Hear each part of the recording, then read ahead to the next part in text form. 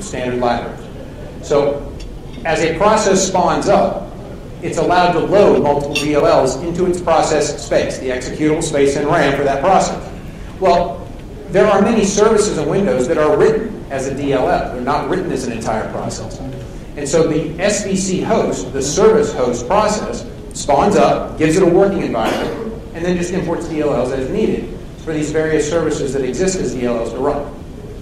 So if you run the task list command with this /SVC switch, well, the first thing that's going to do is it's going to show you what DLLs, what services are running underneath each one of your SVC hosts. And if you see something that's running as SVC host and it doesn't have any services under it, yeah, that's a clue. That's probably just a renamed process that is trying to masquerade as something it's not. Additionally, rogue DLLs exist that can be loaded up into a legitimate SVC host. So you have to start digging into what those are as well once you start actually executing this. But SVC host is one of the most common names for any sort of malware. And you'll see that it's either going to be like this, where they're just slightly misnaming it. That S at the end is very common. The double B is also quite common. The other thing they'll do, though, is they'll just put it in the wrong place. Most of your typical Windows files are in either system root, which is Windows, or system root / sys32, system 32. And so you can get a service named SVC host, just put it in another location, and when you do something like task list, it looks right. You have to dig a little deeper. Now, if you use the Win Audit or the Procmon, I said you get a little more bang for your buck. It's a little more invasive, but you get more information. One of the things you get is the full path to that PE file, the executable file, that actually spawned the process. And then it will become a little more obvious, hey, this is the right name, but the wrong location. Question? Yeah, if the system is owned already, you can inject a process and say to the task that the process not appear, so you don't even see them. 100% correct. If your system is already owned, then they can insert a process into kernel mode, into the kernel space itself, that actually lies to any of the tools you run. The problem you run into here is that the operating system itself, including all of the drivers that you install, run in the kernel of the operating system. And anything that's running in the kernel of the operating system can lie to any program running in what's called user mode. Now, every analysis tool you can run on a live system runs in user mode. Even if it's running as administrator, it runs in user mode. Now, you can get some tools, such as Rootkit Revealer, that will dump a driver as part of their software. That driver code runs in kernel mode, and then you get this little race condition as to, is the bad kernel code or the good kernel code going to get there first in order to show you the truth? So Rootkit Revealer is a freeware you can download that you can run, and it does some of these types of checks to see, okay, let me ask the system what processes are running. Now let me manually walk the list of processes and do a comparison and see if it's lying to me. And if it is, it throws a big flag. But, and this is another one of those things that you go into install software, and it says this driver is unsigned, and you say, I don't care, I just bought this printer. Install. Well, the reason that Microsoft bothers to do this driver signing thing is every single driver runs in kernel mode. So whatever code you just said, yeah, go ahead, is running in the kernel of your operating system. It's like adding a module to a Unix system. So when you add something as a kernel module, you're giving it extreme control over your system. It's able to lie to any analysis tools you're using that are run in user mode, and it can get fairly ugly very quickly. So again, you are 100% correct. This technique is not 100%. There is no 100% technique to detect it. And I'll talk a little bit about some of the offline stuff we do and why, for that exact reason. Yeah, we cannot execute, like, take the memory back from another machine. Like, you can do an external scan from somewhere safe that you consider safe to get this information, right? Yeah. Now, you mentioned external scans. One of the things I will talk about later is because of the fact that, say you want to know what processes are running as well as what ports are open on your box. Is it listening on something it should not be listening on? One of the things you can do is type in the netstat command.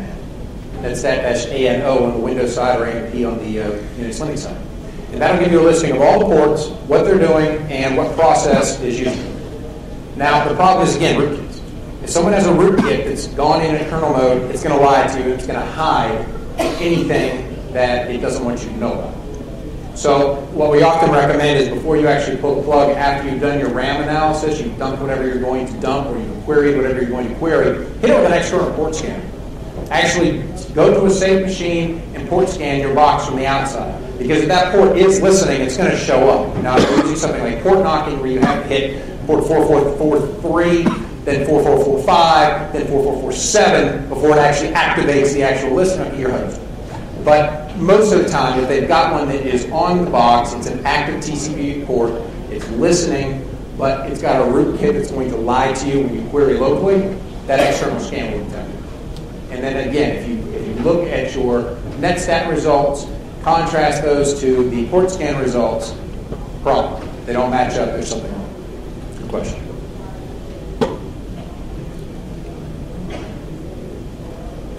Here's a walkthrough. All right, here was a box we thought might be compromised. So we actually put a Helix CD, one of the old version 3 that was still free. Got the ISO, drop it on. One of the instant response tools that's on Helix is WinAudit. Run the WinAudit program. It goes through and queries all sorts of stuff in terms of running processes, running ports. So almost immediately when you pull this up, the thing that jumps to my eye is that Explorer.exe process. What is Explorer.exe? Anybody? Yeah, it's basically Windows. It's what you look at every day. It's your shell. It is the GUI environment for Windows. Again, one of those things that everyone knows is supposed to be there, but I'm not entirely certain what it is. In this case, there were 2 instances running, and one of them had a capital E and one of them had a lowercase e. Yeah, that shouldn't happen. The file is only just once on disk. It should have a static name, and in reality, it should be a lowercase e. So when you see something like Explorer next to another instance of Explorer, and there's a variance like that in capitalization or spelling, that should be a big red flag. But in order to determine what's going on, we looked a little more deeply at it. WinAudit also generates a list of all open ports. In this case, if you look back here, the one that had the strange, the capital E there, was processed out here, PID 260.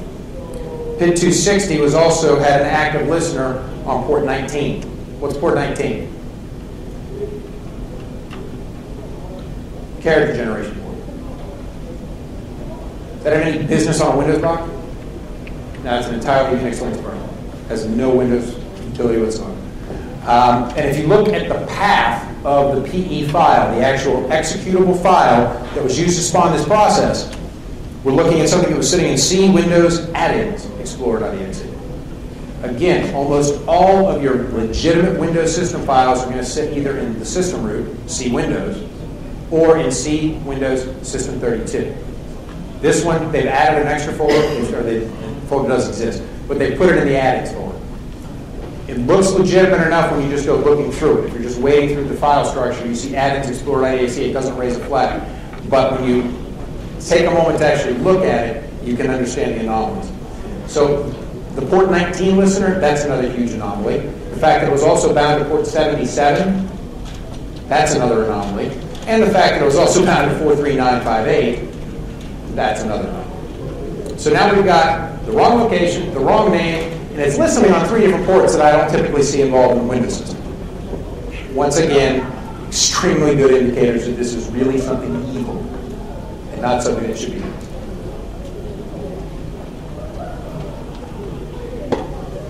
So, you sniff some traffic, perhaps you see outbound communications or inbound communications that are not supposed to be happening. You've pulled some data from RAM, you've looked at the processes that are running, you've compared those to the open ports. Perhaps you performed that external port scan I just talked about because you want to double check the results you're getting from your monitor software because you cannot trust it, because if it's a compromised system, it can be rooted and they can be lying to you from the ground up. So now that you've done everything you can with the running system, it's time to unplug it, take a forensic image, and do offline analysis. Because again, Any analysis you're doing on the compromised system is relying on its operating system. And if its operating system is also owned, it does you very little good because you can't trust your results. So now that we've gotten the box, we've gotten the volatile information that will be lost when we unplug it, collected, it's time to unplug it, stop that hard drive dead in its tracks, pull it out, and image it. This isn't a forensics class, so I'm not going to get into how to do an image, but freeware tools that you can use. Helix, it's a great tool. It's got a DD on it. It's got another tool called DCFL DD, which is nothing but the Linux DD, modified by the U.S. Defense Computer Forensics Lab to include some hash analysis technology that will actually do a verification that the results you got are actually valid. Linen is a commercial product that's Linux for Encase that is available. It's also on the Helix CD, so you can boot it up, fire it up, and collect the linen. There's another one called Raptor, which provides, I believe, the easiest interface, but then again, it's our tool. So. It's free, so I'm not going to sign it. It basically is nothing but a point-and-click GUI that provides you an easy GUI front end to the DCFL DD. So you don't have to worry about mounting and getting the read-write mount permissions correct. You just point-click, this is the target drive, here's the image drive, bring it in, suck it down, and you got it. So basically with a boot CD and an external USB hard drive, you can go out and get an image. And if you're using one of these tools, it's really hard to do damage. They're forensically sound to start with. They automatically mount anything that they do mount in read-only mode, so it does help. You can get these things and do it in a way that would later be admissible in court. So once you've got your image and you're going to start doing some analysis of this image, what are you looking for? Well, one of the most common techniques used in doing an intrusion detection is timestamp analysis. And the theory here is that if I've determined through logs that this PC was compromised, and I had an IDS or an IPS hit showing an active attack against this box at 0200 in the morning on a certain date, then I'm going to go look at the forensic image I've taken of that box.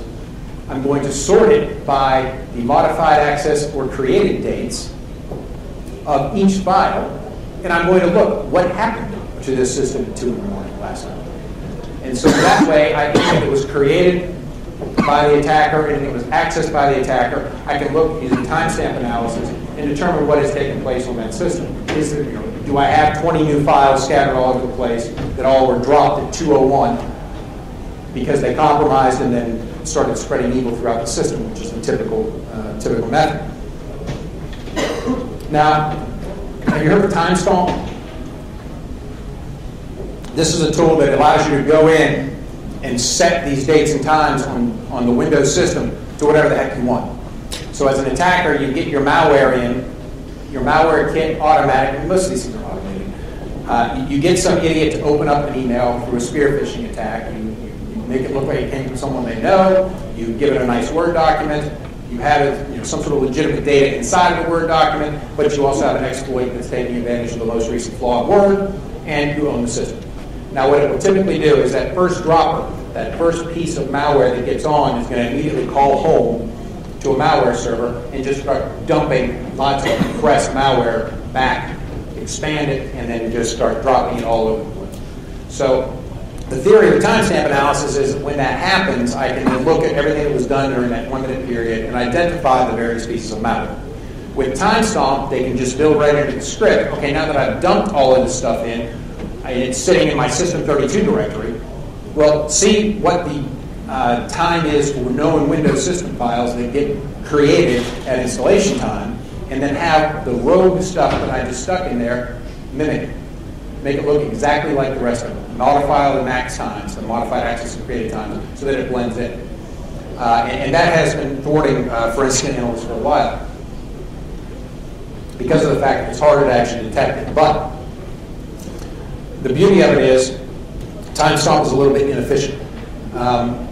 With NTFS, the New Technology File System, all data, the metadata, the timestamps, information about directory structures, information about contents of directories and files is contained in a structure called the MFT, the Master File Table.